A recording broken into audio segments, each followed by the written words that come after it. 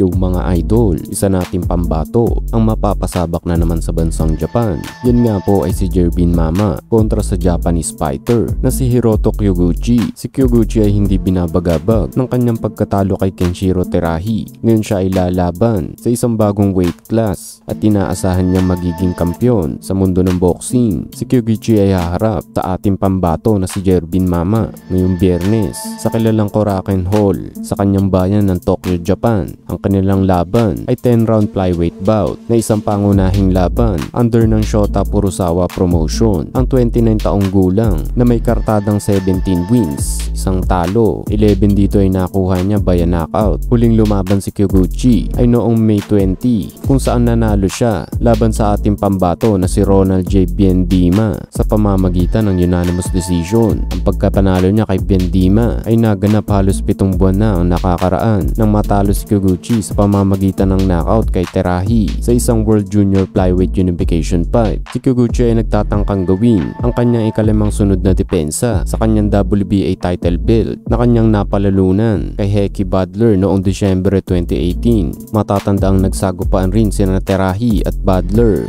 noong nakaraang Lunes lamang, kung saan matagumpay na napanatili ni Terahi ang kanyang Ring Junior Flyweight Championship at Unified World Title belt sa pamamagitan ng knockout kay Badler sa ika-9 na round, habang ang ating pambato naman na si Mama na may kartadang 13 wins, 3 talo, ito sa panalo niya ay via knockout. Si Mama ay naninirahan sa General Santos City. Natalo si Mama sa pamamagitan ng knockout laban kay unbeaten Yahir Frank sa kanyang huling laban noong Hunyo. Ang 26 years old na si Mama ay natalo sa 3 kanyang huling laban, kasama na rito ang mga pagkatalo laban sa mga unbeaten Filipino prospect na sila Mark Biseles at Bernard Robles. Kahit sa videong ito mga idol ay panoorin natin ang highlights ng kanilang bakbakan.